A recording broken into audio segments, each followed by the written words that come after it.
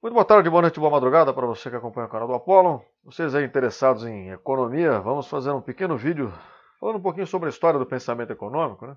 Um aspecto muito específico que você já deve ter visto aí no título, que é essa ideia de mão invisível de Adam Smith. Vamos conversar um pouco sobre a confusão que as pessoas fazem com isso e o que isso quer dizer de fato, né? Então vamos falar um pouquinho sobre Adam Smith e sobre essa ideia. Bom, esse termo ele é bastante famoso. Se você gosta de economia, estuda, é muito provável que em algum momento aí você já tenha ouvido isso, seja do lado mais liberal da conversa, ou seja do lado que critica o liberalismo econômico. E no caso desses segundos, muitas vezes a confusão costuma ser maior ainda. A tal da mão invisível vira um verdadeiro espantalho, que quer dizer qualquer coisa na cabeça deles que eles não gostam, e aí eles vão lá e começam a criticar. Então, eu particularmente já vi diversas vezes, tanto em conversas informais quanto no meio universitário. E aqui eu estou falando de professores doutores, que apesar de todos os títulos e diplomas, continua não fazendo ideia do que está falando. Isso é muito mais comum do que se imagina. Então eu já vi gente ridicularizando a coisa da seguinte maneira: tem pessoas tão ingênuas que acreditam na mão invisível do mercado, como se a mão invisível fosse objeto de fé, fosse uma questão de escolha, acreditar ou não. A mão invisível definitivamente não é objeto de fé, é simplesmente a constatação de um fenômeno, como nós vamos ver mais adiante. Outras pessoas ainda dizem a mão invisível é o liberalismo, a mão invisível é essa gente que acredita em autorregulação do mercado, a mão invisível é gente que acredita em equilíbrio de mercado, né?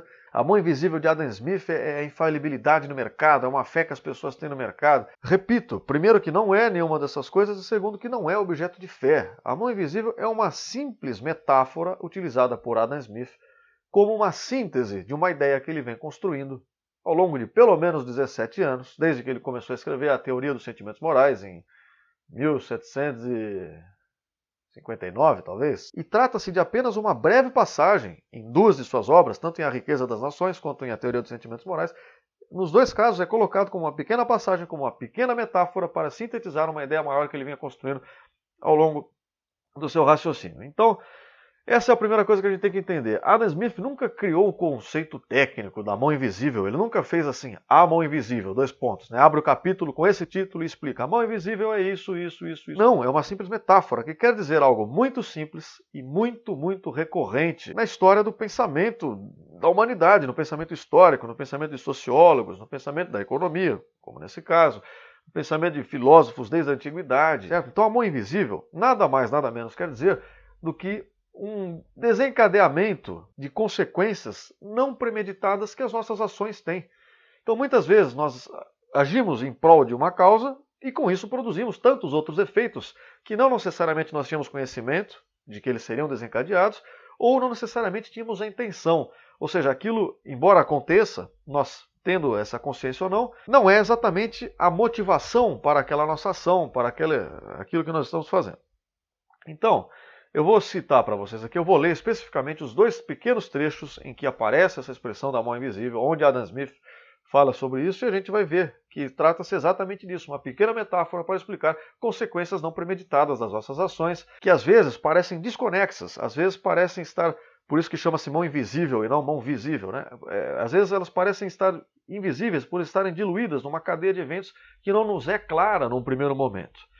Então, primeiro em A Teoria dos Sentimentos Morais, eu vou ler primeiro a Teoria dos Sentimentos Morais, primeiro porque ele escreveu isso cronologicamente antes, e também porque a Riqueza das Nações é, na verdade, um complemento mais voltado à economia de A Teoria dos Sentimentos Morais. Ou você pode considerar o contrário, a Teoria dos Sentimentos Morais pode ser lida como um complemento de A Riqueza das Nações.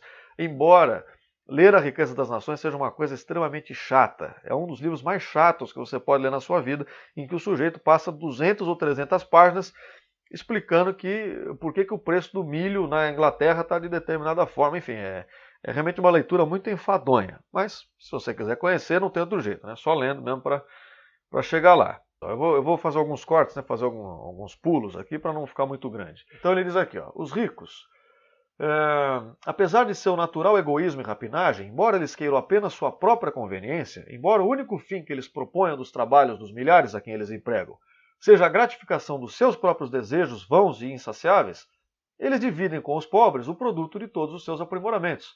eles são levados por uma mão invisível a fazer praticamente a mesma distribuição das necessidades da vida que teria sido feita tivesse a Terra sido dividida em porções iguais entre todos os seus habitantes. E assim, sem pretendê-lo, sem sabê-lo, avançam o interesse da sociedade e proporcionam os meios para a multiplicação da espécie. Então vocês percebam, esse trecho é extremamente cristalino. Ele está dizendo assim, mesmo quando um empregador, mesmo quando um cara que é mais rico, um cara lá que é o empregador, ele cria um negócio, ele está querendo atingir o interesse próprio. Qual que é o interesse próprio dele? Esse interesse egoísta, que seria de se enriquecer, né? De aumentar o seu poder econômico. Quando ele faz isso, mesmo que ele não tenha intenção, mesmo que essa não tenha sido a motivação original das suas ações, ao fazer tudo isso, ele provavelmente está servindo a interesses de outras pessoas dessa sociedade, né? Então, se o cara está oferecendo um produto relacionado à alimentação, se ele está prestando um serviço, se ele está vendendo roupas, seja o que for, provavelmente ele está fazendo isso porque tem várias pessoas ali naquela cidade que ele vive, no local que ele vive, ou mesmo longe dali, caso ele vá exportar, mas enfim, que demandam aquelas coisas. Essas pessoas querem consumir comida, roupa. E ele não está pensando em fazer isso, como diz Adam Smith num outro trecho, aí já da Riqueza das Nações, ele diz, olha, não é pela benevolência do açougueiro, do padeiro lá, não lembro o trecho exatamente, vou parafrasear aqui, mas não é pela benevolência dessa gente que eu tenho a minha comida, que eu consigo o meu jantar.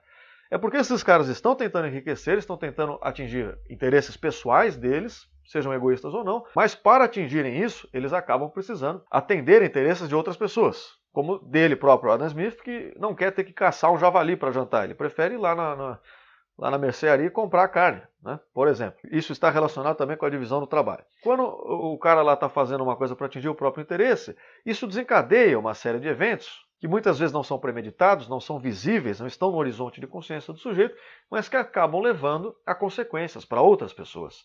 Isso acaba sendo uma consequência não premeditada. Então, esse fenômeno, essa transição entre esses eventos todos, é que acaba sendo explicado e reduzido a essa metáfora da mão invisível. Mais adiante, em 1776, eu acho também, embora não lembre, o Adam Smith ele publica lá A Riqueza das Nações. Nesse livro ele está tentando especificamente explicar por que algumas nações são ricas, por que outras são menos, de onde que vem isso tudo, né? Ele tenta explicar a situação real que ele está vivendo naquela época em que ele vive na Grã-Bretanha, no século XVIII. Então ele repete esse conceito da mão invisível aqui em A Riqueza das Nações no seguinte trecho.